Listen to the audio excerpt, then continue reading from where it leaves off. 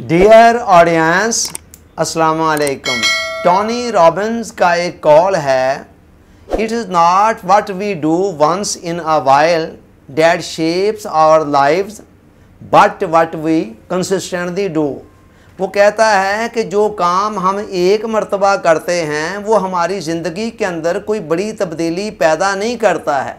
हमारी ज़िंदगी के अंदर कोई बड़ी तब्दीली वो अमल पैदा करता है जिसे हम बार बार मुस्तकिल मिजाजी के साथ सर अंजाम देते हैं। कायनात के खालिक और मालिक ने इसका निज़ाम कुछ इस तरह डिज़ाइन किया है कि यहाँ किसी भी बड़े नतीजे को हासिल करने के लिए बहुत सारे छोटे छोटे स्टेप्स को उठाना पड़ता है।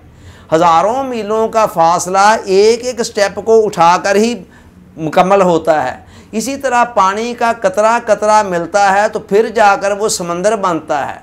अला हाज़ल क़यास कायनात का निज़ाम ही इस तरह का है कि यहाँ आपने कोई भी बड़ा नतीजा लेना है तो आपको मुस्तकिल मिजाजी के साथ छोटे छोटे स्टेप्स को मुस्तकिल मिजाजी के साथ सर अंजाम देना होगा।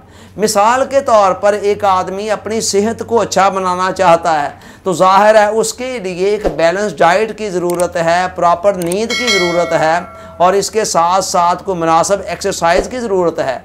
अब अगर कोई बंदा कहे कि मैं एक दो दिन या दो चार दिन ये काम कर लूँ, बैलेंस डाइट खा लूँ, भरपूर नींद ले लूँ और अच्छी वर्जिश भी कर लूँ और उसके नतीजे में कोई बड़ा इम्पैक्ट, कोई बड़ा नतीजा, कोई बड़ा रिज़ल्ट इंसान की ज़िंदगी के अंदर मरतब हो जाए तो ये नामुमकिनात में से है, क्योंकि ये फितरत के निज़ाम के वैसे ही ख़िलाफ़ है। डॉक्टर के पास आप बीमार होकर जाते हैं, वो कहता है एक गोली सुबह एक गोली शाम, 5 दिन ये एंटीबायोटिक आपने खानी है। अब वो जो टोटल 10 गोलियां होती हैं आप लेकर आते हैं, उनका देखें ना मजमूई वॉल्यूम कितना होता है, उससे कहीं ज़्यादा खाना आप डेली बेसिस पे खाते हैं।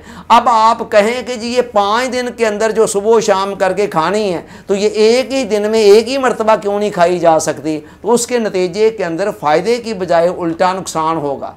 तो यहाँ से आप समझें कि टाइम फैक्टर की अहमियत कितनी ज़्यादा है इंसानी ज़िंदगी के अंदर। तो कोई भी देर पर नतीजा हमने लेना है, ज़िंदगी को बनाना है, संवारना है, निखारना है, उसे उरूज तक, कमाल तक पहुँचाना है, तो उसका रास्ता यही है कि हमें मुस्तकिल मिजाजी के साथ छोटे छोटे कई काम डेली बेसिस के ऊपर एक तवातर के साथ, तसलसल के साथ करने होंगे।